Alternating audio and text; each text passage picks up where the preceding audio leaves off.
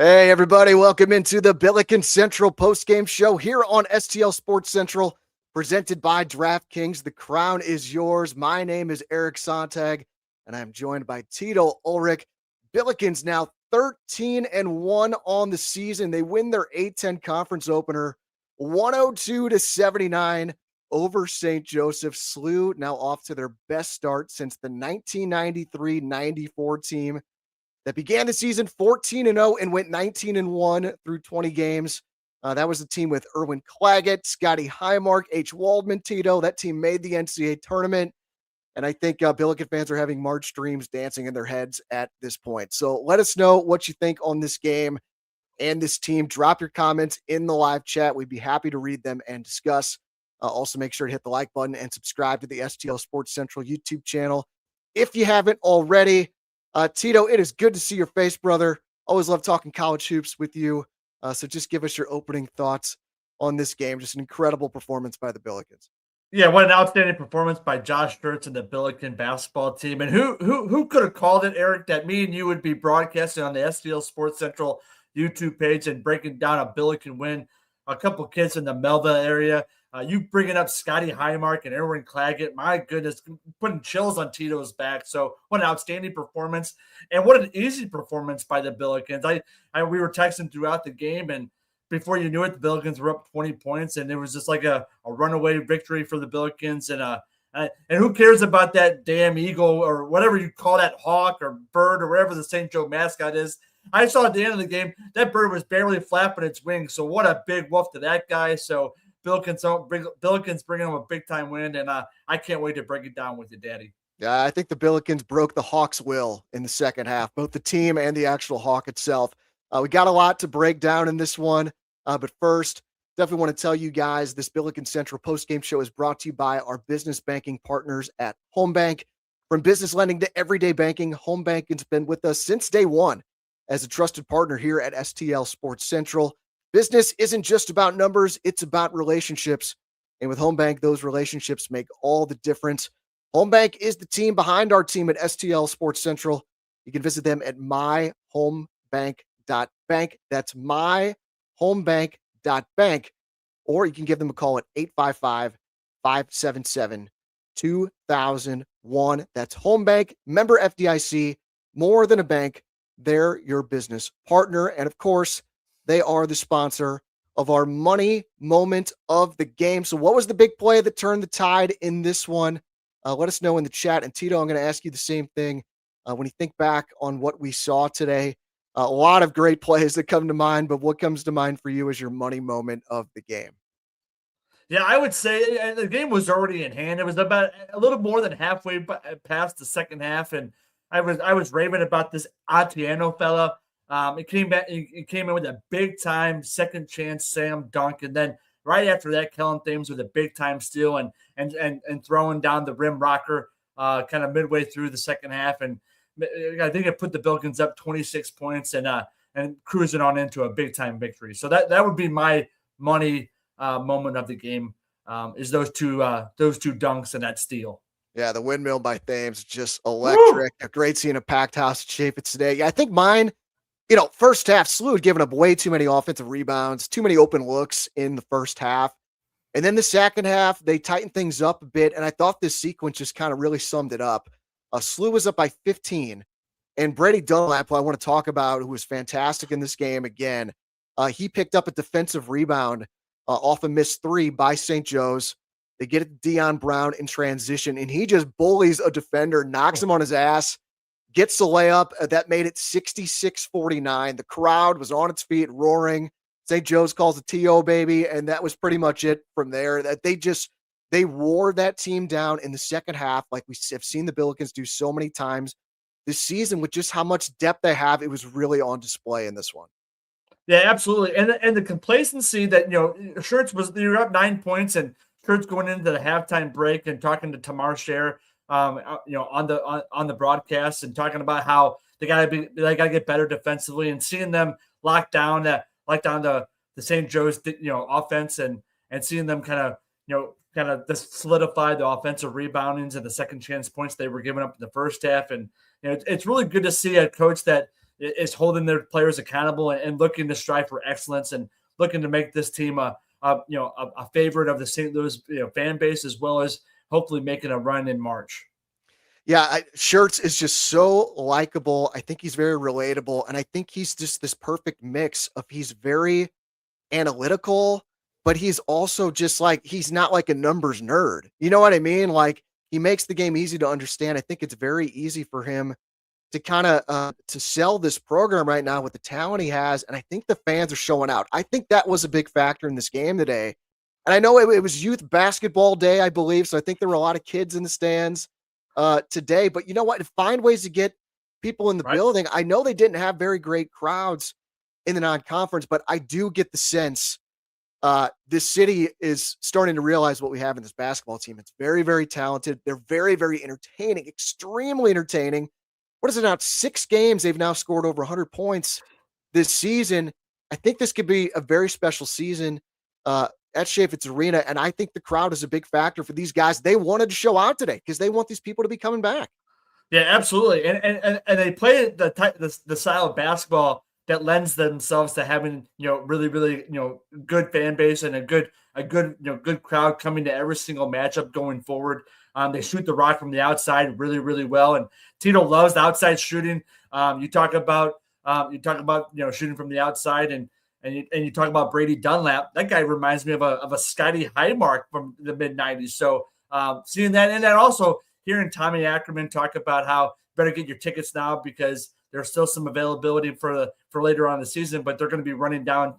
Those tickets are going to be sold, rather quickly. So I know they got a few matchups on the road here over the next week and a half or so, but definitely go on to the website and get your tickets while they're still there.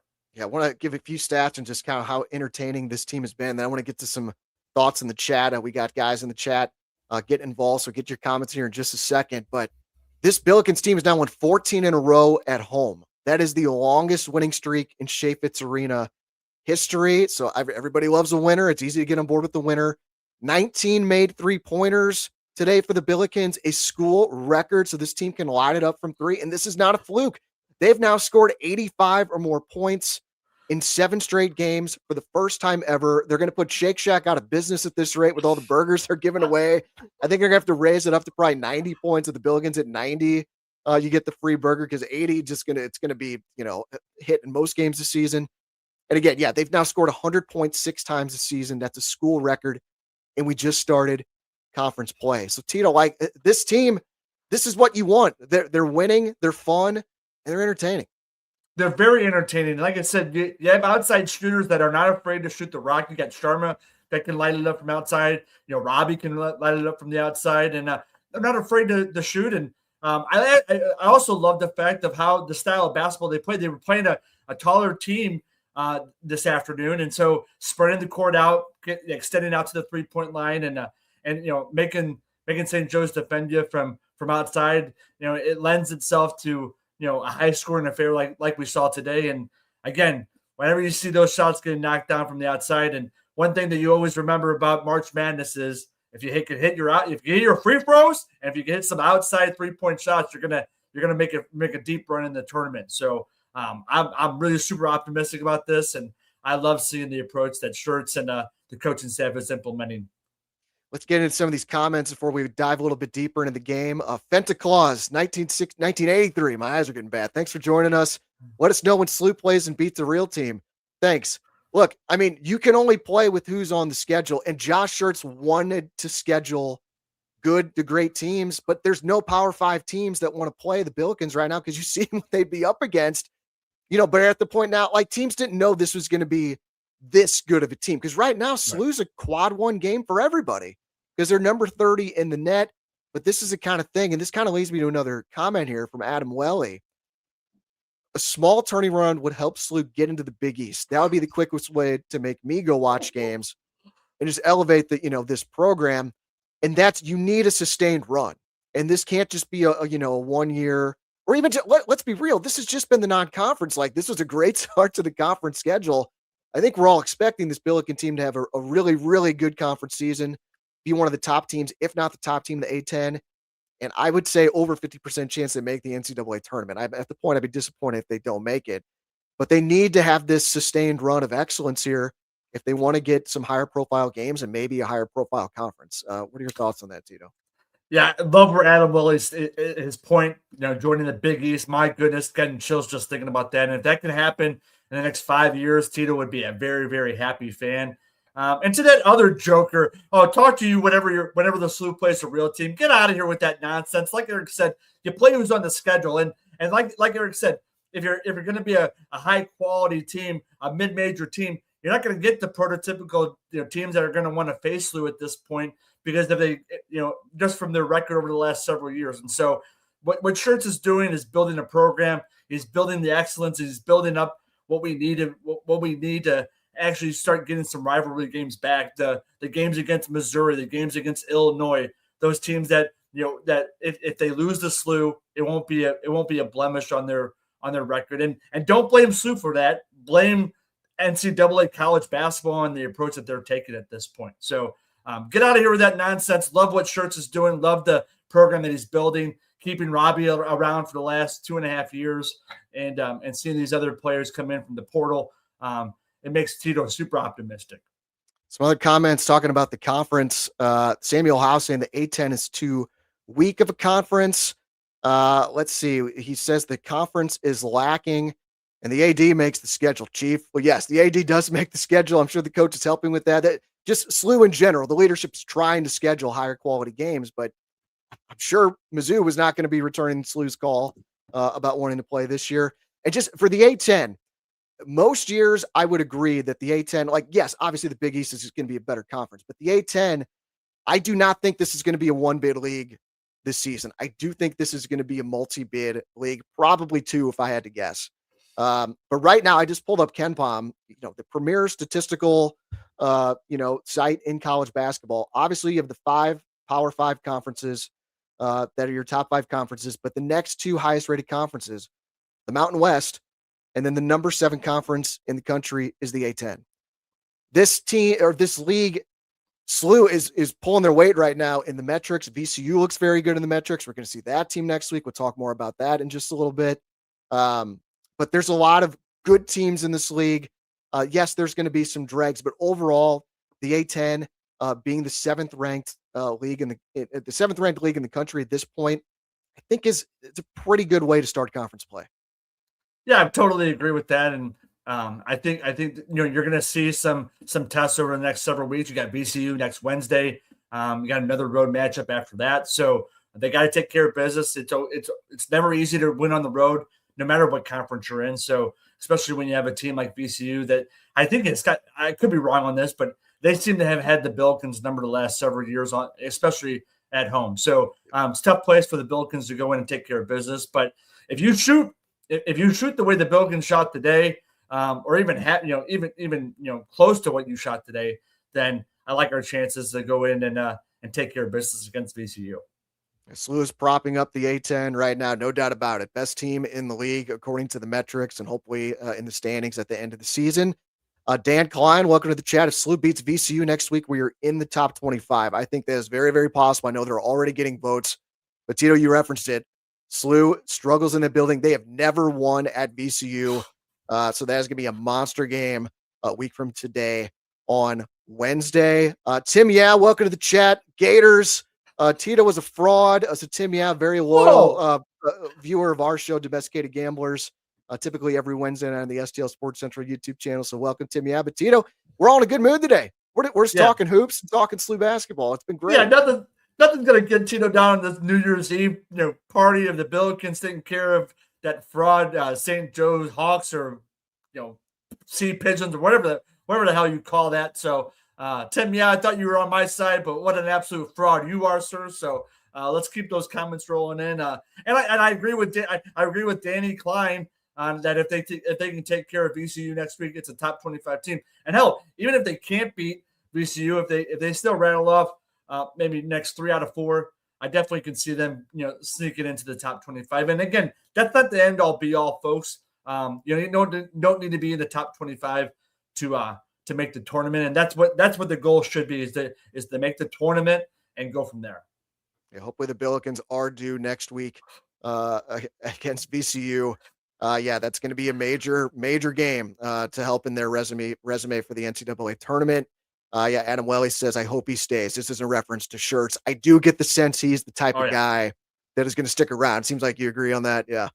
Yeah, it looks like he's putting in roots here, and I definitely get the sense that, like you, that he's going to hang around for quite a bit, and I think they're building something really, really special. And again, with the sports market where it is in St. Louis right now, what a great time to be a Billiken fan, and what a great time to see them kind of make a run at the NCAA tournament, especially with Missouri down and with the Blues kind of being lackluster and the Cardinals rebuilding, and you don't really have a whole hell of a lot. You got the Battlehawks just hiring Ricky Pohl as their manager. So I digress, but it's a great time to be a Billiken fan, a great time to buy some tickets to go down to the Chaffetz and take care of business. Yeah, get some Pappy's barbecue and go see a game, everybody. Yes. Samuel Howe, absolutely correct. Yeah, I think they're going to see a lot of packed houses down at Chaffetz Arena this season. Let's dive a little bit deeper into this game, Tito, and look at some of the numbers. So the offense, obviously the huge story today with 102 points.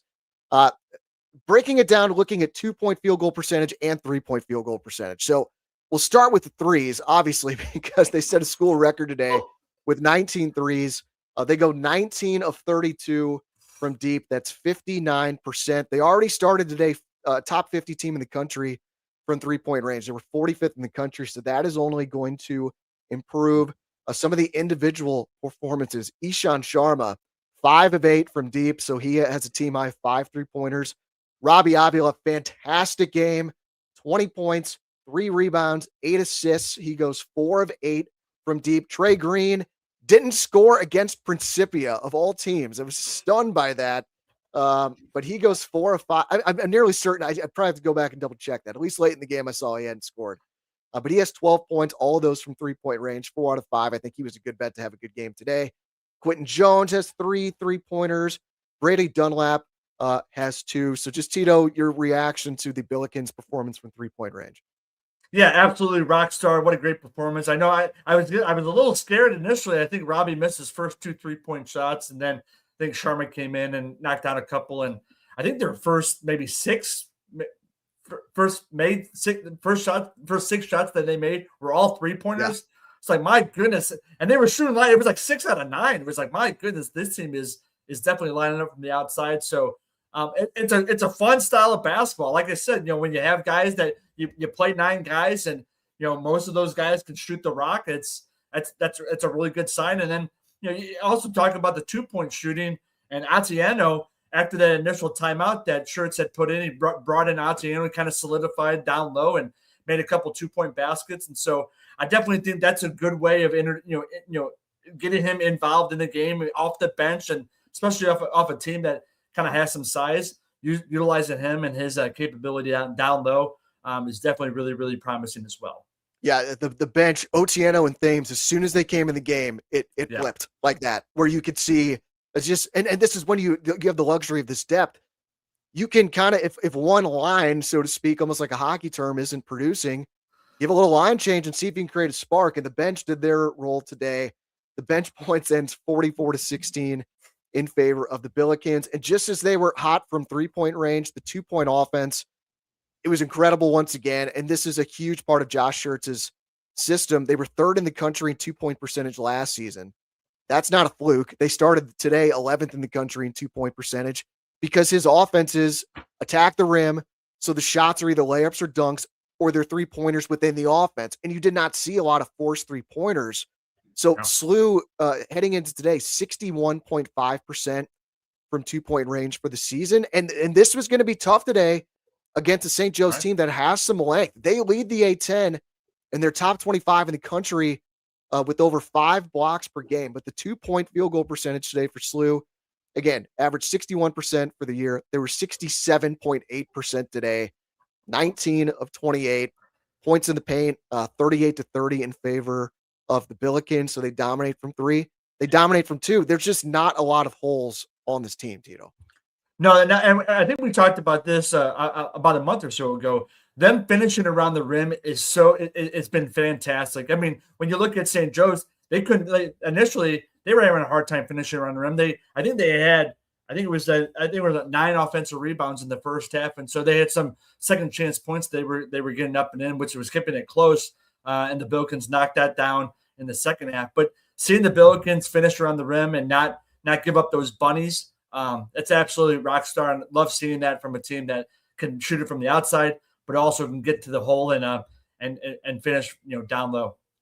Yeah, and just the scoring depth in this team, I kind of want to highlight a little bit more. I know we talked about some of the 3-point shooting, but just across the board with this 9-man rotation, and like Samuel House says, we have line changes on this team because it's just a bunch of layups and trays. That's the offense, and he thinks they hit 23s someday soon. And they box out, unlike Mizzou. Well, they weren't boxing out very much in the first half, but we'll get to a little bit to that here in just a second. But the depth in this team, we talked a little bit about the bench, and I do want to highlight Paul Otieno and Brady Dunlap. We've talked about both of those guys a little bit. I mean, Sharma was just lights out from 3, hitting 5 threes. He finishes with 16. That's his role on the team. But Brady Dunlap and Paul Otieno, I think they were a big part of changing the energy of this game with St. Joe's, their length. Otieno got in there, and he really just, like I said, just kind of changed the dynamic. He finishes with 9 points, 4 rebounds, and 4 assists. And Brady Dunlap, I think, has been a revelation here over the last several games. He finishes with 10 points, 6 rebounds, and 4 assists. And I also love the way he was challenging shots, too, on the defensive end. This is something a lot of these guys are fighting for playing time. And I noticed the second half started, and Amari McCautry was on the bench, and Brady Dunlap was out there. Yep. And I don't think it's any coincidence that Brady Dunlap led the Billikens in rebounding in the first half. That was where SLU was really struggling in the first half. So Dunlap finishes the game, again, in double figures for the 4th straight game. His plus-minus today, he led the team at plus 30. So I think Shirts recognized it at the half. We're a better team right now, at least for this day, with this guy on the floor, with the way that he is playing. And so I think the emergence of Dunlap, I think he was banged up a little bit early in the season. I think he's feeling good right now. And he could be a really big difference maker for this team. We know he could shoot, but he's doing all the other things too, which is just outstanding to see.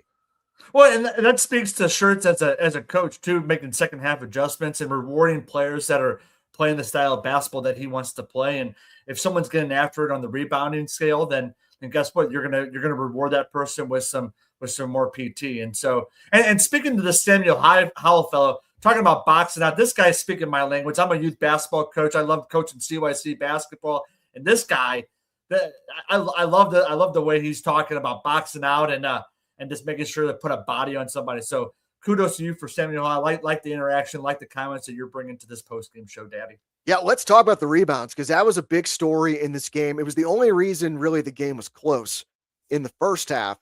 But heading into the game, SLU was second in the country in rebounding margin at 15.7 per game.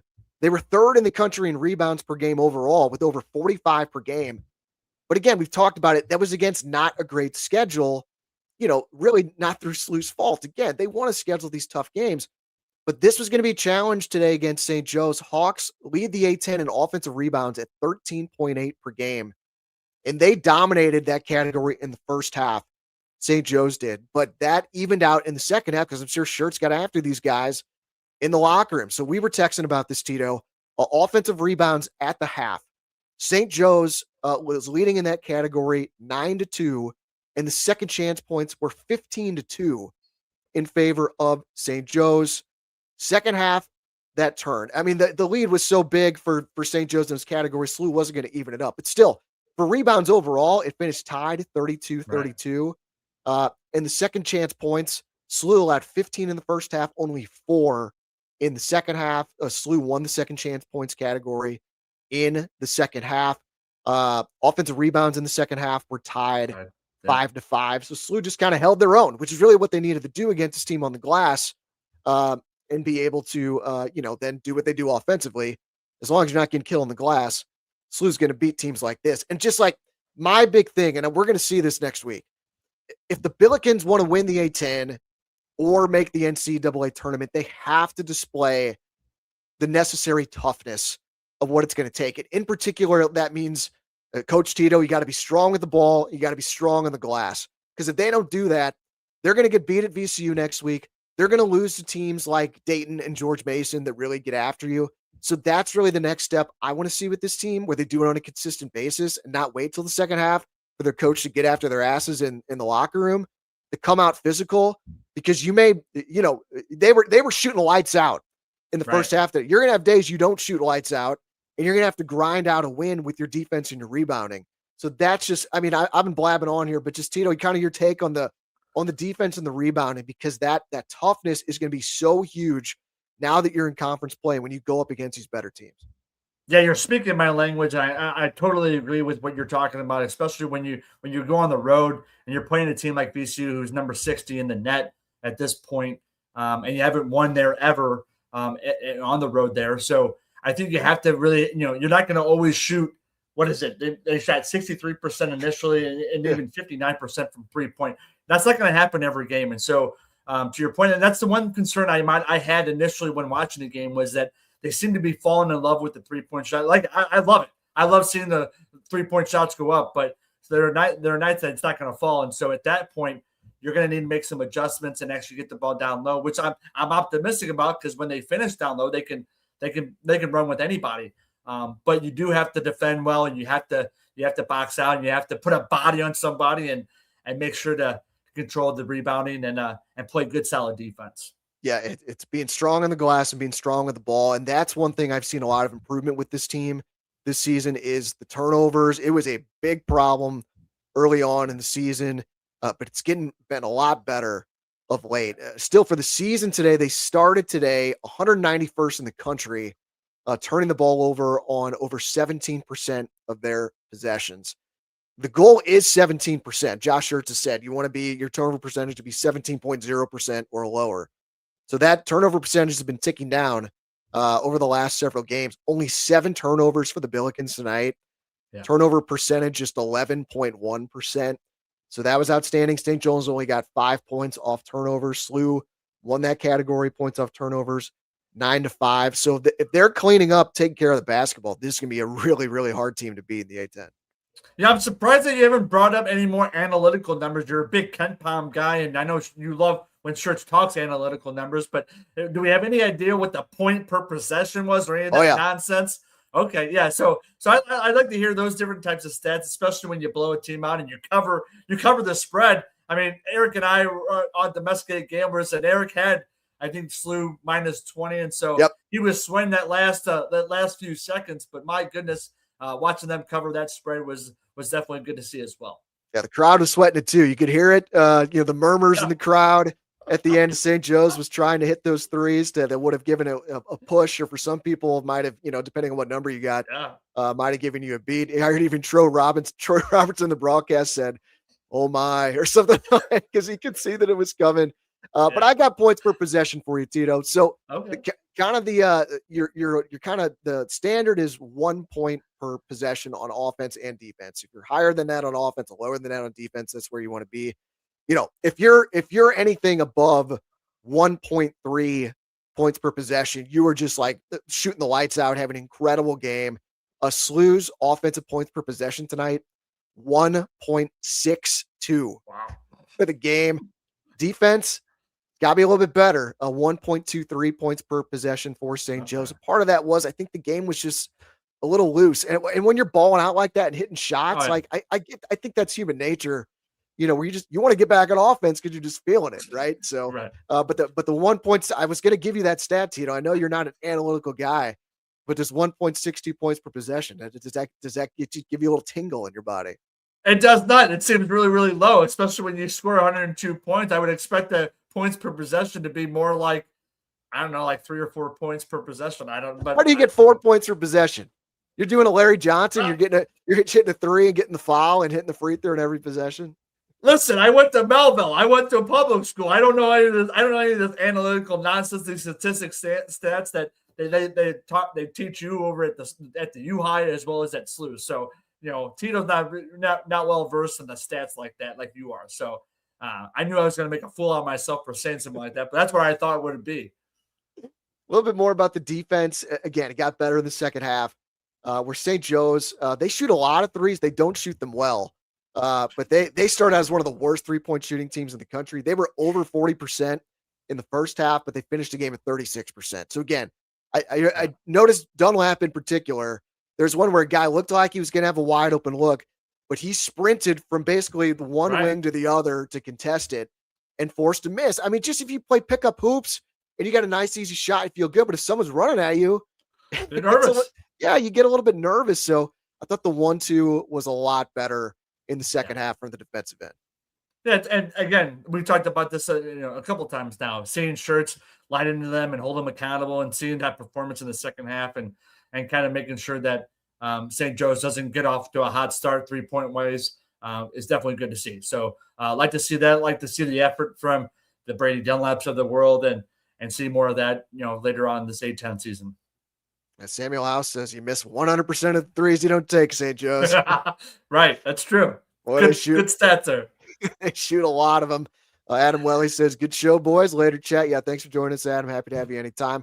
A lot of talk in the chat about this potential tournament that we would love to see in a perfect world. Mizzou, Illinois, and SLU should create a Christmas tournament. St. Louis invite a 4-team.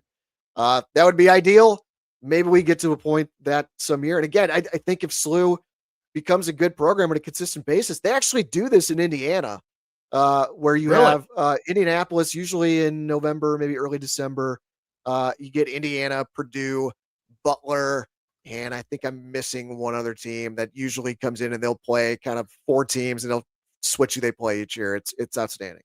IUPUI or some nonsense like that. We got a 4th team in St. Louis. We got Lindenwood, Daddy. I'm a Lindenwood alum. Get Lindenwood involved in that. I know they're playing the OVC and they're probably not very good at this point, but they just turned Division I a couple of years ago. So bring in Lindenwood and have a Missouri, St. Louis bracket thing going on. I like that. I like that idea. Yeah, I've seen your alma mater, Lindenwood, and some of the Julie Lenardi's bracketology is potentially winning the OVC tournament, getting in there. They could be a sacrificial lamb against a team like Michigan. Could you imagine? Michigan. Oh my goodness! With the fraud of a coach they got over there, a little short guy, a little short fella. I forget his name. I can't remember his name. But Tito, we talk about free throws. You got to hit your free throws in March. You got to hit them in December too. And this is another thing. The Billikens, they started out very, very good this season. They're still ranked, very, very good. 16th in the country, 78.4%. Wasn't good today. 64%, 7 of 11 from the line. Again, you're in conference play. You're going to have tighter games. I want to be over 75% from the line, Tito. Got to hit those free throws. Yeah, that was something that I was concerned about. Especially earlier on, I was raving about how well they shot their free throws, and look at the free throw disparity: 24 for St. Joe's and what 11 for the Billikens. Where's the home cooking, Zebras? Where are you at? Why aren't you blowing the whistle? Blow it both ways, you bunch of frauds! Come on, call it both ways. You got a bunch of frauds. You're rough for the game today. Who was that fraud that we were talking about? What, Jerry Connolly? Jerry Pollard. Jerry Pollard. I haven't seen Jerry in a while. I wonder if he was refereeing today's game. What a fraud that guy is. But no, I digress. I'm just kidding around. But yeah, definitely need to hit your free throws. And I like seeing it initially, but today was an off day for them. And luckily they were shooting from the outside and they were lining it up. Yeah, glad they shot from the outside because they were able to cover that spread. Because just want to quickly talk about the gambling aspect of this game. And of course, all the content here on STL Sports Central is brought to you by DraftKings. Guys, if you have not signed up for legal sports gambling yet, do it today with DraftKings. Take advantage of the outstanding offer they have. Of course, DraftKings Sportsbook, America's top-rated sportsbook app, is now live here in the Show Me State with people sweating out spreads up until the last second like I was today. So now you can make every game even more exciting with same-game parlays, money lines, props, and more, all from your phone, all safe, secure, and easy to use.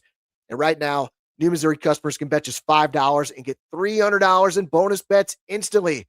No waiting, no nonsense, just pure action powered by America's top-rated sportsbook app. And guys, DraftKings is truly my favorite sportsbook.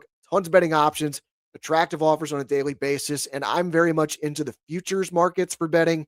They have the most futures markets of any book out there that I've seen on DraftKings. So download the DraftKings Sportsbook app and use code STL Sports. New Missouri customers bet $5 and get $300 in bonus bets instantly. That's code STL Sports. The crown is yours in partnership with DraftKings Sportsbook. Gambling problem? Call 1-800-GAMBLER. 21 plus, physically present in Missouri. Eligibility and restrictions apply. Terms at DraftKings.com/sportsbook. Bonus bets expire 7 days after issuance. For additional terms and responsible gaming resources, see sportsbook.draftkings.com/promos. SLU covers that spread by the hair of their chinny chin, Tito. They cover the 19.5, the 20, whatever it is you had it, all the numbers covered. Game goes over the total. No sweat once again of 160.5. Billikens now 8-5 against the spread, and the over has gone 9-4 in their games. I was actually debating between the over and SLU on the spread for my pick for today. I think I just got to start taking overs. Like, why deal with the sweat of a 20-point game? You knew it was going to have to be, it was probably going to be tight in a conference game to cover 20. But these overs, man, they just keep cashing because this team can light it up offensively and they play fast. Yeah, absolutely. And seeing those overs at this point, and maybe if a book is having a profit boost for a college basketball game, definitely taking advantage of it. If you have a minus number, getting better odds and going that route. So I think shipping overs at this point in the season is probably the right play for every game going forward for the Billikens initially. Yeah, and covering the spread helps you in the metrics. SLU rises up a little bit in KenPom. They're now number 40 in KenPom. This should help them in the net as well. They started today number 30 in the net. So when that gets refreshed tomorrow, I would expect them to be back in the 20s after just this incredible offensive performance. The A10, looking at a few of the scores today, this conference, like I said, there's some good teams. I think there's going to be a lot of parity. There have been 7 conference games played in the A10 over the last 2 days. 5 of them have been decided by 7 points or less. So, I mean, the only games that were not decided by 7 points or less were the SLU game, and GW won at Richmond by 14.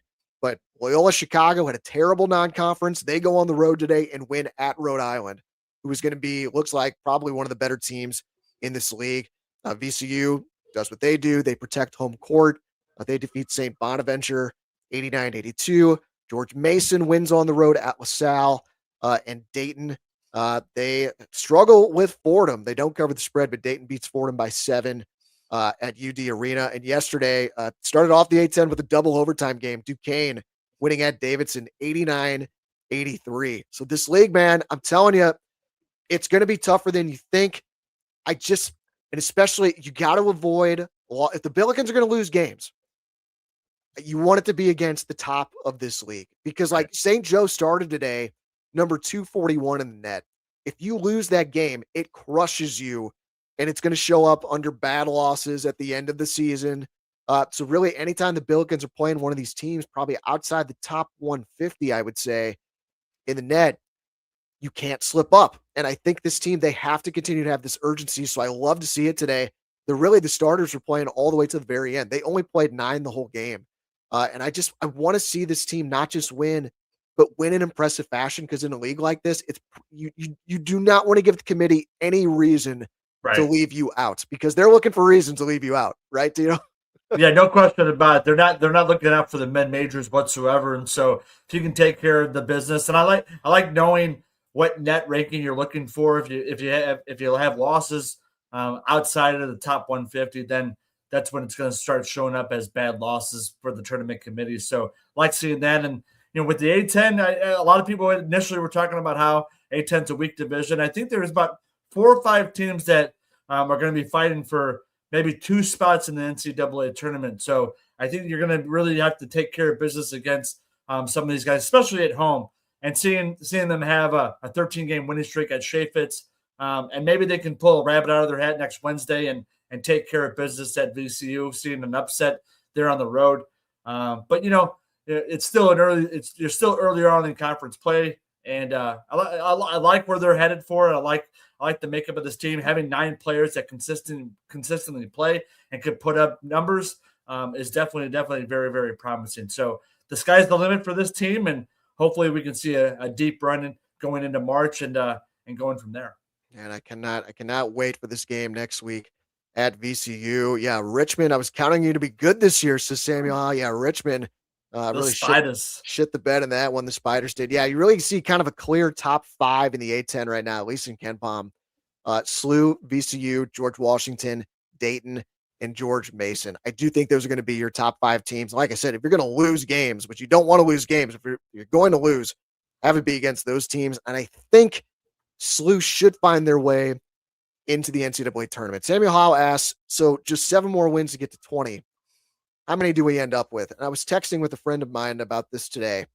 He said, I think SLU's going to lose just 2 games in conference.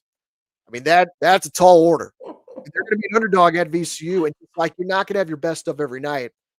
I do think if they go 14-4 in the league, that would make them 26-5 for the regular season. 26-5 overall, 14-4 in the A-10. Again, as long as those losses do not come against a team like a Loyola or a Fordham, I think that will be enough to get in the tournament. And I think 14-4 is probably a realistic prediction, and that probably would be enough to win the league and get a regular season championship and hang a banner at Chaffetz. So kind of what's your prognostication, Tito, for how many wins the team ends up with overall and in the league? Good grief. I don't know. I just don't know, right? I mean, I remember growing up and 20 wins was like the magic number to get into the tournament. And now, my goodness, you get 26-5 in a conference, and you might be on the outside looking in. So I think, like you said, I think everything's based on, rankings and who you lose to. And so I think that's going to be really, really important. So I don't care how many wins they end up with. If it's 26 or if it's 25, I don't really care. As long as if those losses are against, good quality losses versus the Fordhams of the world or the Loyola of Chicago's of the world. So let's keep it to the VCUs of the world and those top 5 teams in the A-10, and let's take our chances. Billikens have the weekend off, which I think is perfect timing so they can get fully prepared for this game on Wednesday at VCU. This is the toughest game remaining on the schedule, at least on paper. I've had this game circled on my calendar for a long time. I think these are the 2 best teams in the A-10. I think it's clear and obvious that the Billikens have enough skill to win this league, but I think the jury is still out. Do they have the toughness to get it done? And I think we're going to find out a lot about this team next week. Again, SLU has never won at VCU, so I am fired up for this one. Tito, your closing thoughts on this game against St. Joe's and just really what's to come for the Billikens as we get ready for this big showdown at VCU next week.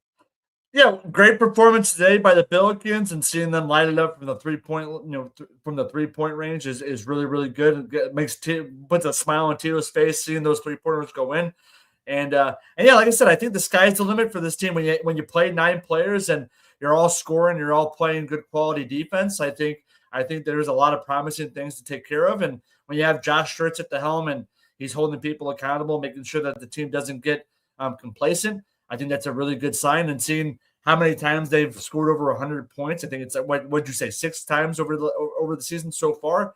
That's a real fun style of basketball to watch. And so, call me crazy, but I like our chances going to Richmond next week and shocking SLU fans by actually winning a game at VCU, baby.